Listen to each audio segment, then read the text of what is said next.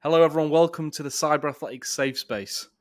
For our differently abled viewing persons, my name is Adam Fitch. I am a white, straight, cisgender male wearing a t-shirt that you can't see. I've just showed you the logo on it, but you're differently abled in terms of viewing, so that doesn't help.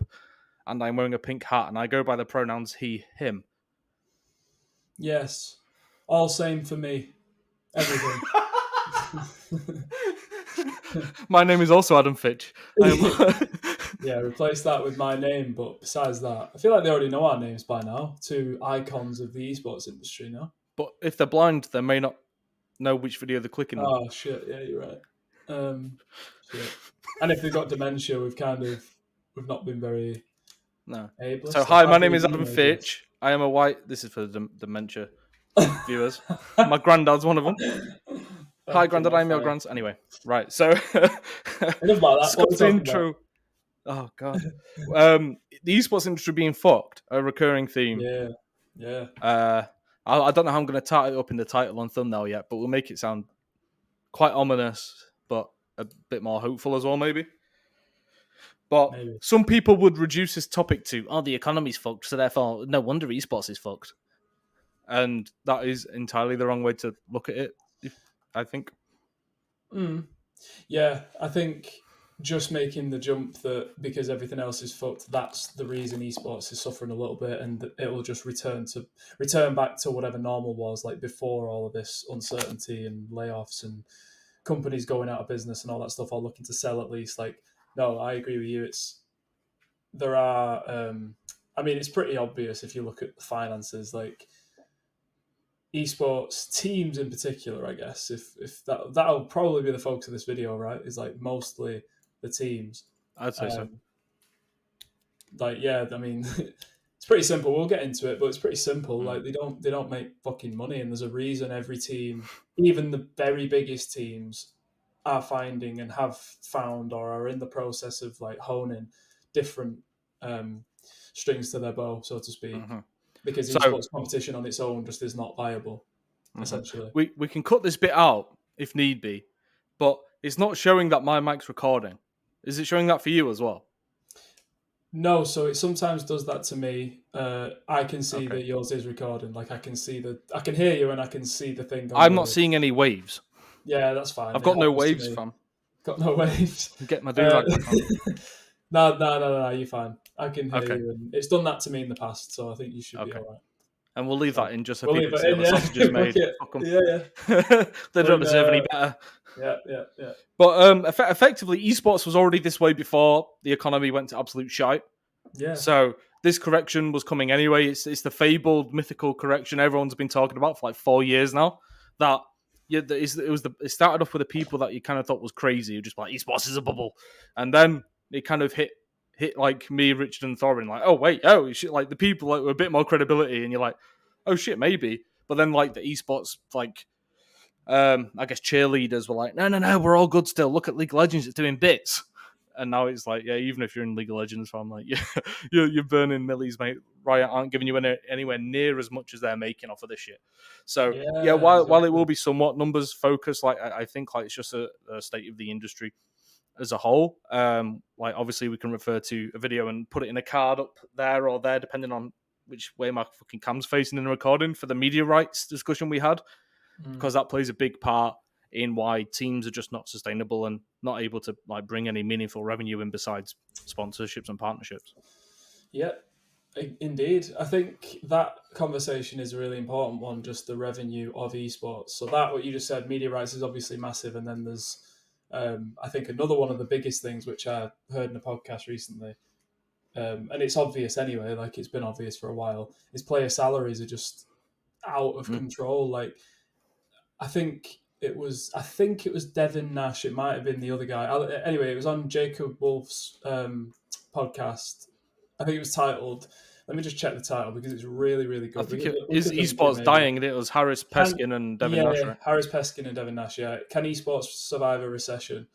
Yeah. And they were talking about it there, and it might have been Harris that was saying, salaries are just way too high. And basically, what they've done in other like traditional sports, what they've done is they've introduced some sort of salary cap or salary control so that teams literally are not able to spend more than, I think it's like roughly 50% of the total hockey revenue, because it was using the Mm-hmm. example of the NHL.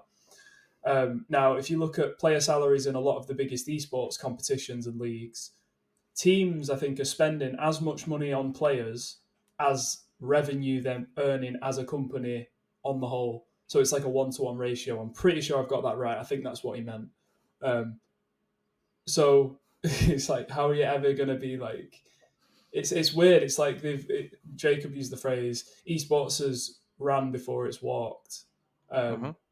And I think it's just so true. Like, you've got player unions and stuff. Not saying unions are like necessarily always a bad thing, but you've got the publishers that usually fight for player salaries being high, and they don't give a shit about the actual teams. That's another thing I got from this pod. Like, they don't actually care about the team. So what are the chances of them introducing something like a salary cap? So that's just another example of the revenue in esports teams, like esports competition, and the teams that play in these competitions. The revenue is just, it's not there. Like, they're spending too much money. They're burning way too much money. Mm-hmm. And well, two things there. So the CDL in its first season had a salary cap, and I heard that he scrapped it. And then Jake Hale, who's doing a lot of COD reporting at the moment during the off season, literally said they scrapped it. And like, so I think Scump's getting like a mil and all this kind of shit. Where maybe before it, they call it like supermax contracts, where you basically max out what you can get, which I guess is an NBA kind of rip off at some stage with the verbiage. I don't know. I don't watch that shit. Yeah, it is. But and then effectively, like, so one thing I've been thinking about a lot is, yeah, they're reliant on partnerships, and if you look at the kind of companies that are partnering them, a lot of the times it's your HyperX's, your Logitech's, you like, they sell products, right, and they're using these teams for awareness, and they wear HyperX only, so go buy them. Like, we're in an economic downturn. The last thing I'm thinking about if I'm like strapped for cash is, I could do with that new Logitech wireless headset and mouse combo. Like, so potentially the profits and revenue and such for like the companies that spend money to advertise in esports, the real core ones you think you can rely on, who are never going to dip, like, they may like tighten up their purse strings, right? Yeah, it's true. It's true. And if that's the case, then the revenue that you're relying on the most, even within partnerships and sponsorships, could actually dry up somewhat as well. And now I don't know if I'm being too dramatic with that.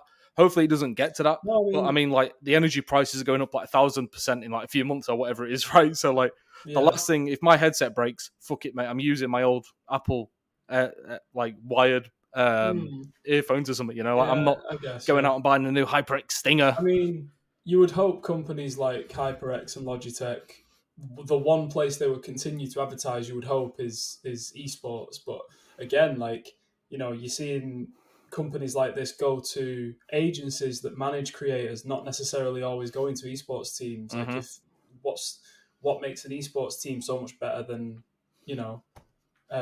like a content creation company that manages influencers like OTK or something? Like, why wouldn't they just go there? So I think you're right. That's the one kind of what has historically been for the last few years, like, guaranteed source of revenue is the sponsorships. But like you said, what if we enter a real recession? What's the chances? Like, advertising is often cut.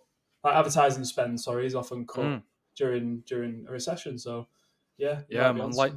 Like, I don't know what the ROI is based on like esports advertisement for those companies, but like, if you've got like a Valkyrie who says she streams every day for a week and she pulls in 300k viewers concurrent out on average for each one of those sessions, versus an esports team that may not compete within that week, or they're going to the next CS:GO major, so it's like, this is good, lots of eyeballs there, and then they get knocked out very early and don't even make it to like the legend stage or something. Like, there's no guarantee for eyeballs there, whereas you kind of know, like, Valkyrie can put out a scam product and chill for it for a decent amount of time before backing out and still like have a huge audience. So like, I wonder what the ROI is there, and also it's probably less of a risk, going with like an individual creator. And if they're cheaper, you can rack up a few of those. You could get your Brook ABs. You could probably get half of 100 Thieves and not do a full deal with 100 Thieves and and absolutely kill it for less money. Obviously, that's all speculative. I'm not in the books of HyperX and stuff. I probably should be. I should be checking out. I know Turtle Beach and stuff. I think I can find their finances. Maybe that's the next step for me. But since we're on the topic of finances, I think it would be interesting to just run through quickly what's what, and I can leave a link to the category where these all exist. But like, I am the number one source for finances in esports. I don't do anything with them besides list them. But fuck you. Still, I get to them before anyone else. All right, and then I highlight the loss or the profit in the title, and I get clicks, and I keep my job that way. All right. So, looking at it quickly, first, this is for the first half of 2022, unless stated otherwise. Overactive Media, which is behind Mad Lions, Toronto Defiant, Toronto Ultra, lost $5.5 million. Enthusiast, who's behind Seattle Surge, Luminosity, and Vancouver Titans, lost 21.6 mil. Obviously, it has media properties as well. FaZe, in the second quarter of 2022 alone, they've just hired a new chief financial officer today, which is probably good news. But they lost $9.3 million in the last quarter. Allied Esports, big venues and stuff in Las Vegas, and they've got like portable gaming studios on trucks. $7.4 million in the first half of the year. Fragbite Media Company, $4.9 million in the first half. Lookbox Betting Company, $3.1 million in the first half. Rivalry Betting Company, $10.5 million in the first half. Order, Australian organisation. Sorry, go on. I was just saying all losses, by the way. Still on losses, yeah. All losses. Order seeking new ownership because he's run out of dosh. And Tidal Gaming, which owns a betting data provider, is effectively what it is in Sports Flare, is selling off Lazarus, who like used to compete in PUBG, and they've got teams in some lesser titles, I suppose. So that's all probably within the last month and a half. Yeah. Losses across the board. Companies now having to sell up. And that's no shock, but it is sad to see. It really is. But that's I do think organizations get the shot into the stick. Players get embarrassed very fucking well. Publishers, they're milking it, absolutely winning. They hold all of the fucking power, and as organizations just trying to make it work in the middle, in between all their fake meetings about absolutely fuck all, and not actually trying anything particularly new. I do think it's the hardest out there for organizations, and there are good people who work at a lot of them, you know.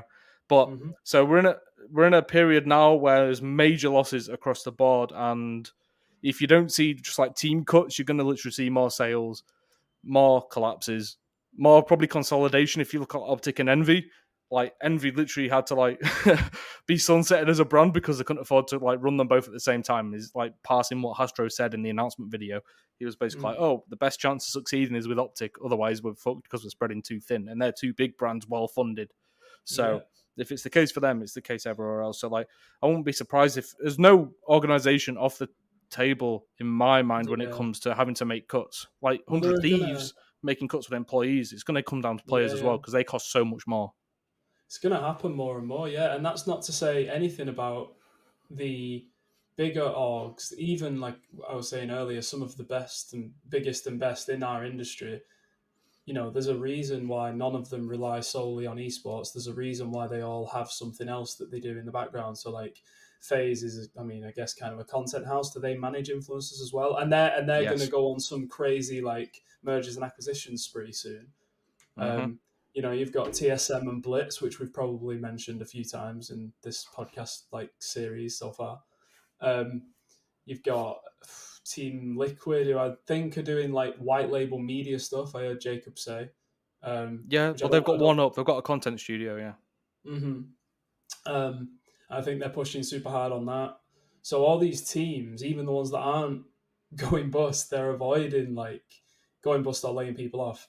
They're not avoiding esports, but they're finding other ways to generate revenue and to try and survive because of the money. Like saying, what are the chances that, you know, if we really hit a recession, investors aren't going to want to keep funding projects that are losing money. You know, when everyone's, you know, if everyone's losing money, it's like eventually the penny's going to drop and investors are going to say, fuck this, I'm gone. Like, why would I bother? I actually think we got there just before all of this shit started turning as well.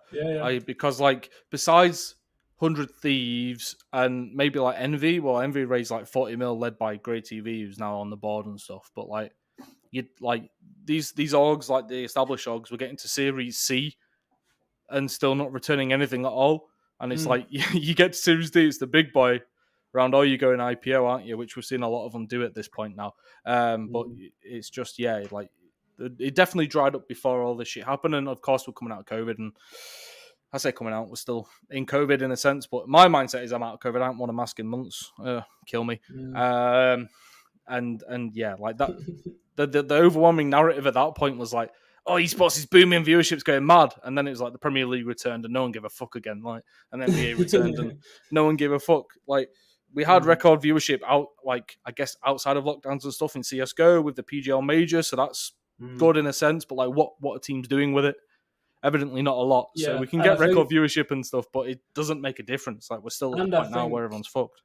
and I think that's actually like we may have even seen declines in regular season matches as well. Like, I think for the major Probably. tournaments, for like the final stage of say the PGL major or like LCS spring split, like the final, Mm. like they're getting record viewership, I think still, but I think regular season games it's kind of flattened, which makes me like viewership for regular season games across like the LCS and Counter Strike or everything basically, Mm-hmm. which makes me think, I've said this before. I'm not sure I've said it on this podcast, but like publishers are always going to prioritize the bottom line, which means they're always going to bring out new games. So if there's always new games on the horizon, there's always going to be there's going to be this spread, and more titles try to become like kind of esports viable, or they just develop their own organic esports scene.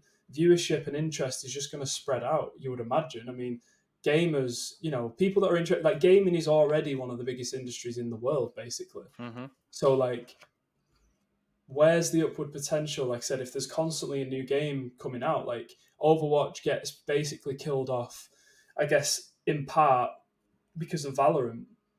Overwatch was already going on, probably on the decline, but Valorant took loads of its professionals. It's like taken a lot of its fans, presumably. Not as many people are interested in Overwatch. I see that just happening over and over. I think you've got Counter Strike and League, which have stayed. You've got some fighting games that have pretty much stayed, but also there's just fucking shitload of fighting games. So that's kind of, I guess, merged into one in some way. Maybe someone will bite my head off for saying that, but whatever. So I just think, where's the longevity of these titles? So then where's the depth of interest, I guess? I don't see Counter Strike going anywhere, but I also wouldn't be surprised if, like I said, in 10 years, how many games like Counter Strike will have been released? Loads, Yeah. presumably. You got Valorant, which uses the exact same system with the pricing, even, and the recoil patterns of the guns and stuff. It's like a bit different, obviously. And so I just think, I don't know, it's like, even that, there's going to be this just thinning of interest. I've got a couple points based on the stuff you said there. One, I think like it is contingent on like creating new esports fans, like out of the player base of like these new games that pop up. So look like multiverses, for example. Like if they've hit 20 million players, I think I saw. Like if you can convert 1% of that, then that's a shit ton of new viewers for the FGC. So I think it's somewhat contingent, and that gaming's one of the biggest industries in the world, as you say. Yeah. But esports isn't. There's plenty of room for conversion of gaming fans into esports fans, and I think Valorant's somewhat proof of that. They've captured some CS:GO, some Overwatch, but then the crop of like, I'll probably get killed for this, but like e-girls who are like suddenly like they've got a stance in, and they're all streaming it, like all these. There's like female streamers who you wouldn't really catch playing games before. They're all in love with Valorant, whether it's because of the anime-esque angle or whatever it may be. Is a community around there that's been built, and that's not absorbed from CS:GO. As I say, record viewership in CS:GO. Yeah. Overwatch killing itself. So I do see like there's a little bit of cannibalism. Of course, there'll be a little bit of it, but I think like there needs to be emphasis on like converting casuals to competitive viewers. But that's what I was saying about gaming already being there, is like, how if all of them are already playing the game, let's say, and it's still the esports scene still isn't there, like, okay, but how long is it going to take for it to get there? Like, so multiverses, for example, it's got 20 million players. First of all, how many of those players are like brand new players? Like, some of them will be people that play like God knows what, Fortnite and different things. Like, they'll just play it like because it's a fun new game.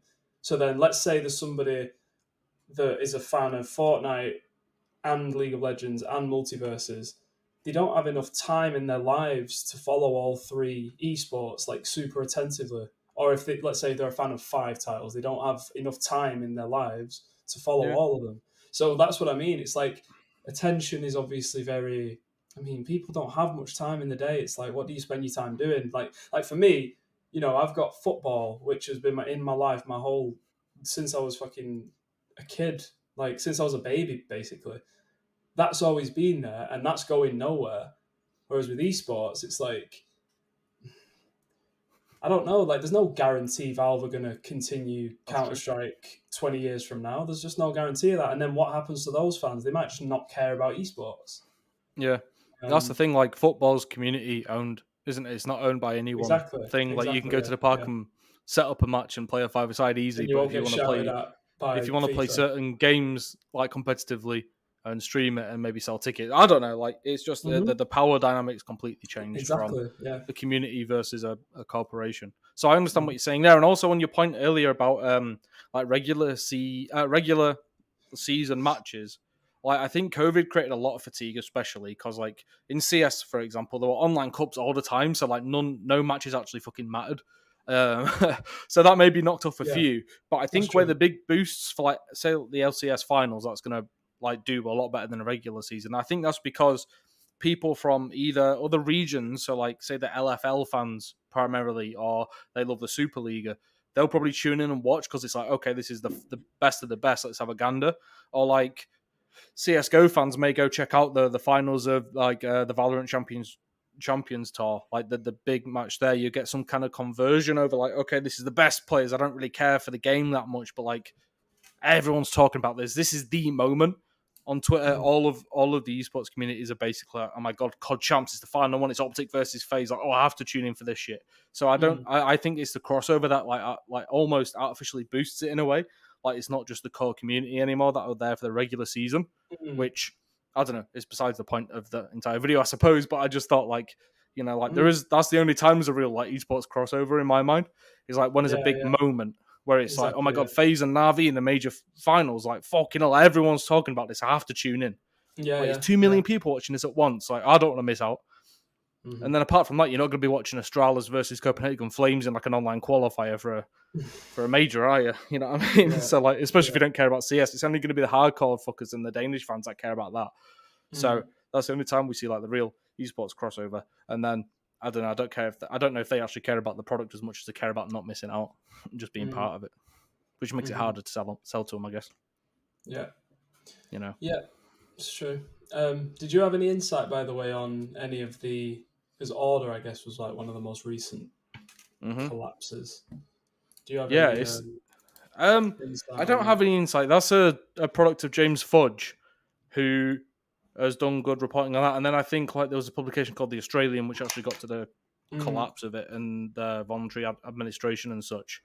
But so they've got an insolvency firm in because they ran out of capital. So now they owe. I know they owe like around $200,000 to creditors, so people who've given them dosh before, who they owe money to. And they say there's like 12 interested parties, and now that could just be Chiefs Esports Club, like saying they're interested so they can work out like what's what at their biggest competitor and see how things Yeah, got oh to that yeah, point. And it's a good point. Yeah. you never know. You don't know how serious they are on that front, but like it seems like it'll probably be saved, but Mm. it's a big undertaking right now to fork out over 200k, and of course you've got to keep the organization afloat with staff and all that kind of shit. So it was a huge Hmm. undertaking anyway, and in this climate, it's not very attractive. So you're gonna have to like hope as some dreamer out there, like one day this org will rise from the ashes as well as esports, and this will be a great place to put my money, which is Mm. quite optimistic. I don't know. Part of me thinks you could Yeah, just snap it up and get their social channels and rebrand them and fucking go. yeah, You don't have to start entirely from fresh. It's an awkward one. But no, I don't have any inside sources on that. But yeah. No, that's yeah, good. apparently offers were due on the 23rd of August, so a couple of days ago. So I assume we'll hear some stuff in the Mm. coming days on it. But yeah, Yeah, basically they spent all their dosh. Now they owe 200k and they're fucked. So now they're looking for people to buy them. the And esports and story. yeah, and the Lazarus thing as well. Like no one really cared about it. Like I got to it first. No one fucking shared it. Like I think maybe two people liked it, which is very rare for my Twitter. But yeah, I think it's past relevance at this point. But it's another situation where like they had another source of income, And at this point, they're like, okay, that's better for us to focus all of our attention on that kind of an optic and everything. So let's fuck off Lazarus because like that's going mad slow versus this sports flare thing, which I think is partnered with like maybe like Bayes Esports and a few others like doing esports betting stuff, which, as discussed earlier with the numbers, is maybe not the strongest place right now. But that's quite telling. If you'd rather be in esports betting than you would be in team ops, it doesn't look great. So I think I've heard of a couple more that are in trouble, but I haven't heard explicitly that any are gonna like go under or have to look to sell soon. But you can fully expect more of this kind of stuff, right? Because or they're just going to take loans and not say anything about it, I reckon some we sort could of relief. probably, if we wanted to, there'll be that much news, news like this, that we could probably do a monthly video series and have like a lot to talk about every video. If we did one I like like a it. month Easy from content. today. Yeah, it is easy content. Yeah, we could do that. I mean, we don't have to do it, but I was just thinking then, Yeah. there's going to be more and more things that unfold over the next like few months. Yeah. Yeah, Just and I depends think when everything bounces back, and who knows when the fuck that is at this rate. We know like this year's written off financially, don't we? Like effectively, and probably a lot of next year. Yeah. So who knows when the fuck? That's the thing. Like they might be able to survive like 6 months, but do these orgs have the cash to last 12 months? That's why they're scaling back now, obviously in preparation for like the 100 Thieves getting rid of it. I can't remember how many now, but a significant amount of staff. Like do it now. I assume they've probably halted production on their game as well because that's going to be a big money pit, and they need to be saving dosh right now. So I see you can I actually probably give a bit of credit to those that were early in laying people off, which obviously I don't like the fact people were laid off, of course, but it's like they've recognized the fact that, oh shit, we're in for a tough time. Let's start streamlining now. So you look at your Dignitas, TSM, 100 Thieves, Order tried it and then 2 months later collapsed. Maybe that's foreshadowing for the others. Yeah. I don't know, but I kind of respect that anyway. Rather than like cunts, so there'll be some arrogant cunts out there like, oh, we're fucking sick businessmen. Like, oh, we've got this in the bag. Like, yeah, we'll be fine. Don't worry, everyone. We'll find money somewhere. Like, fuck, mate. You can tell there's a couple of them about. Oh yeah, there will be. Yeah, there'll definitely be that shit like that happens all the fucking time. Actually, I can Cyberathletics exclusive. Here we go. Remember when Jacob Wolf did his free agency show and he'd have like the wolf howl? I need like a button I can press for like when we break news on Cyberathletics. But so Semper Fortis is going under.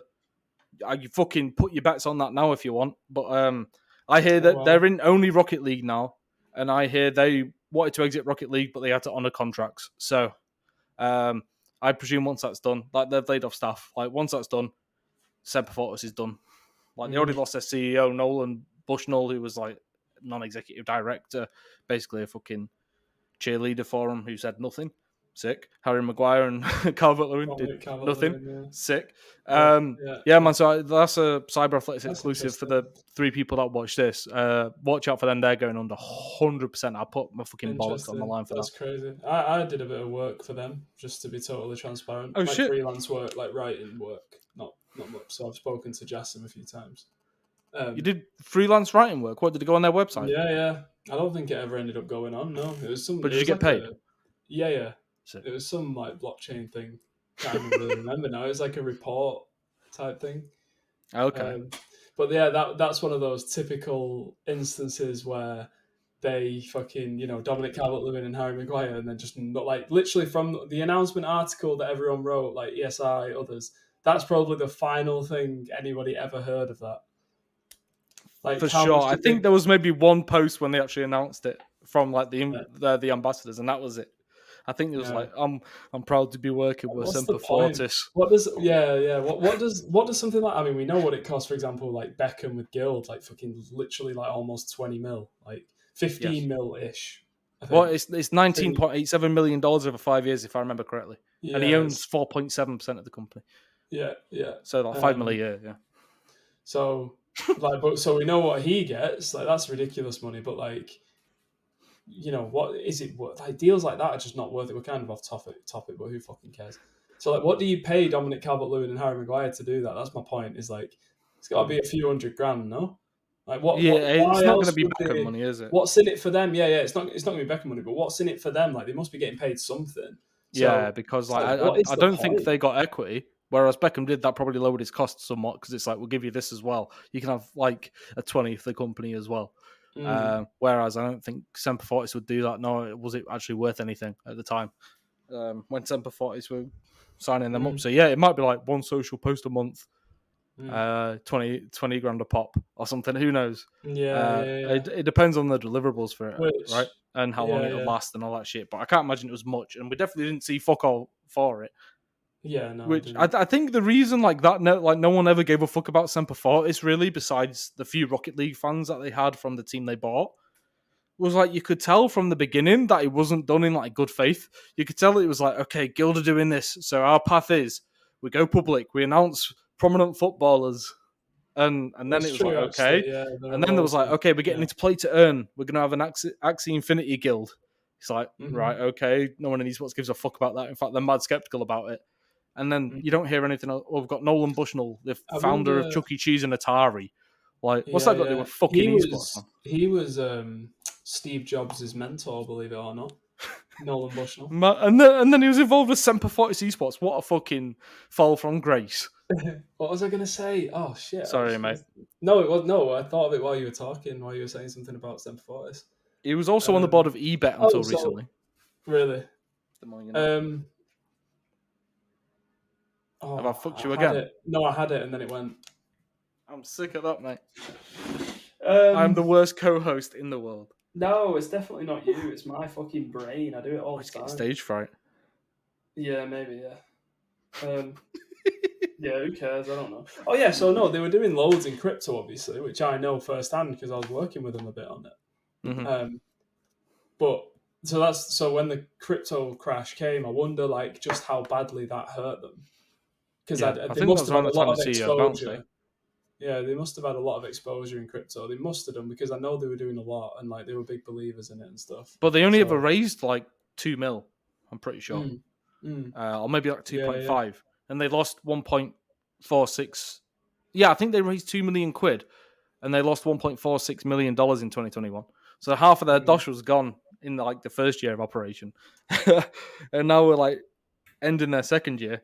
Like, yeah, mm, yeah. I do wonder how much is tied up in it, but look like, yeah, they're going to be gone and there'll be more as well. mm, You know, and I yeah, predicted this before, like when COVID hit, I was like, oh, loads of them are going to consolidate, and none of it really happened. Like Reciprocity crashed and got bought out by GameSquare, which now owns Complexity. But apart from that, there was actually like nothing, which surprised me. But like FaZe are on the lookout for buying shit, and we know that. They mm, basically have to at this point. They need something. But apart yeah, from that, I don't know. So I don't think many people want to buy into esports. So it'll be like existing esports stuff like we'll mm, roll in our organization with yours. We'll combine and become some Megatron type dealio. mm, You know, like that's how yeah. I see it going. Do you I could put a couple of guesses down, but I don't know if I'm willing to do that just yet. Maybe give me like a couple do of months you, and I'll put some guesses down on who will happen. do you think esports has been overestimated from the beginning? I what the beginning of like competitive gaming. Since well, no, I guess I'm saying like since it became more mainstream and more like I'd say investor since friendly VCs and got involved. mm, Because the I think overwhelming so. narrative was like, oh, it's going to be the next big sport, and like, yeah, we did see some like really good growth in some areas, and then all the VC funds came in, and like, of course, as they do, The but nothing's the come of it. Like the Overwatch League, the like next biggest sport, fucked by the way. That's the funny next in biggest. hindsight, isn't it? The next biggest sport. Like we've spoken so many times that it's not a single sport. So like the Yeah, whole idea that esports was going to be the next big sport is flawed because it's fucking loads of different things. It's not yeah, one thing. yeah. Um, It's a tricky one, isn't it? Because I do. Actually, I don't know. I don't care if it's a sport. I only do because of government recognition, and then you can get grants and visas and all that shit. I don't care mm. otherwise. But yeah, but I So mean, like in I know terms of what the you're saying. size of it and stuff, yeah. Like, do you Yes. think because I mean, maybe in hindsight, I remember I interviewed Mike Sepso, the founder of Hmm. MLG and CEO of Index, and that was the whole interview ended up being about. It was one of the first interviews I did at ESI. It was all about like the esports bubble. What do you think about that whole conversation? Um, and his response, I remember, was basically like, people have been saying that for years, but we're doing just fine, blah blah blah. And I guess, but then you look at like what a lot of the stuff that Vindex is doing. There's a lot of like, they have actual products and services that they sell for a profit. You know what I mean? And they've got Belong gaming arenas. That's a Mm-hmm. whole like service in itself, and like loads of them are going to be in the US and the UK. So like that's different. But in terms of, I guess, yeah, to keep it specific to teams and taught and like esports competition, you know, there's no sign of it becoming anywhere close to profitable anytime soon. And I think No. that's chiefly because of the big gaping hole in the balance sheets in terms of media rights and um, player salaries. These are just two reasons. And player Mm-hmm. salaries, which are just ridiculously high and like completely outpace the industry. Valuations, like the Forbes valuations and stuff, is the reason they get shared around for two reasons. The fans share it because they're like, oh my god, like my team is now worth 300 mil, we're big time, and then there's all the industry folk who are like, what the fuck is going on here? Who's buying fucking FaZe for 400 mil or whatever, you know?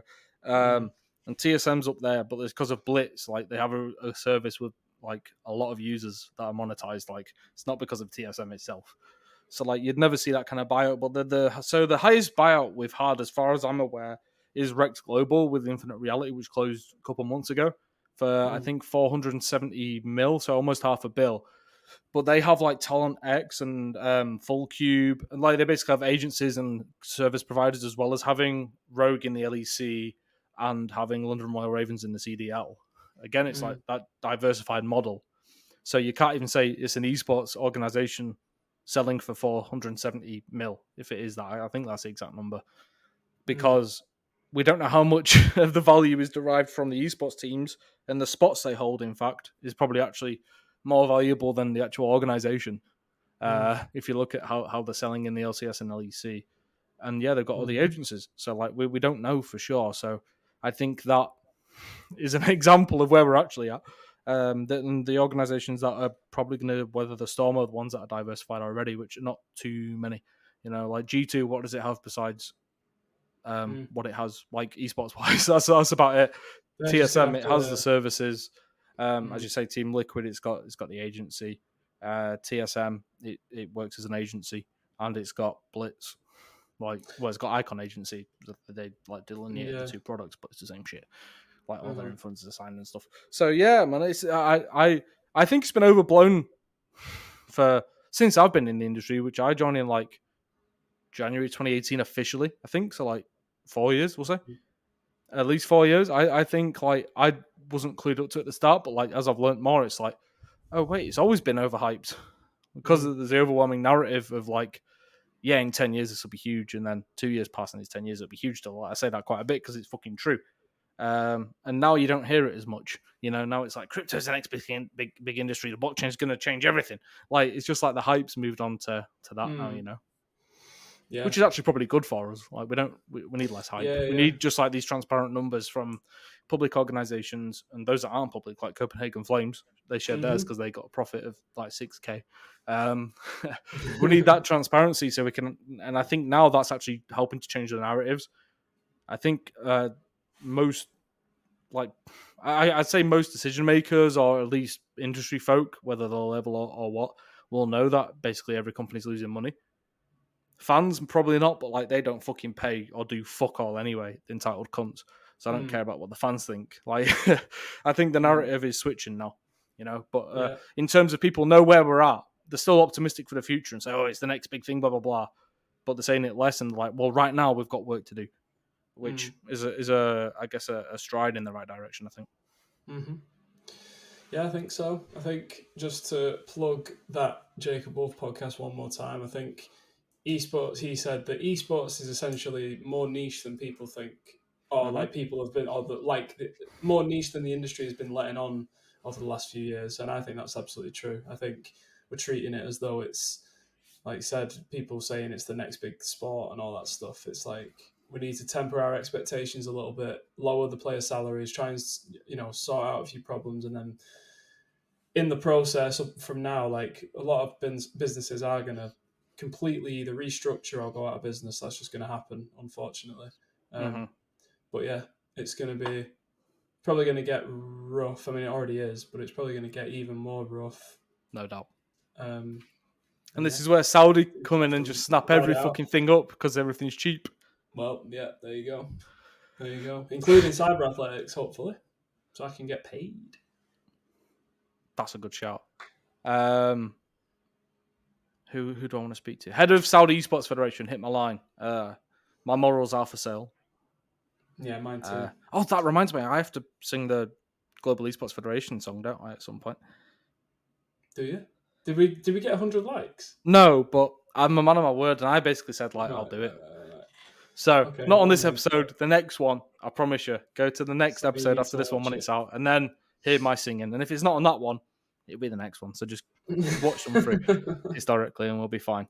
But have we got any closing remarks besides esports is pretty fucked for now? I was just thinking that, how to be a bit more positive about it. But okay, I mean, we're going through a correction course. This is needed so we can build back better. As my favourite politician says all the time. No way, he's going for the Boris plug. Love that. I started with politics, ended with politics. Yeah, but other than that, mate, I've not got any closing remarks. No. So. Go follow me on Twitter, you cunts. Oh no, you're. And me? No. If you're watching this, you probably already follow Adam. Follow me on fucking Twitter at Billy Studholme. That's my. Yeah. His @ is by Adam Fitch. I've currently got.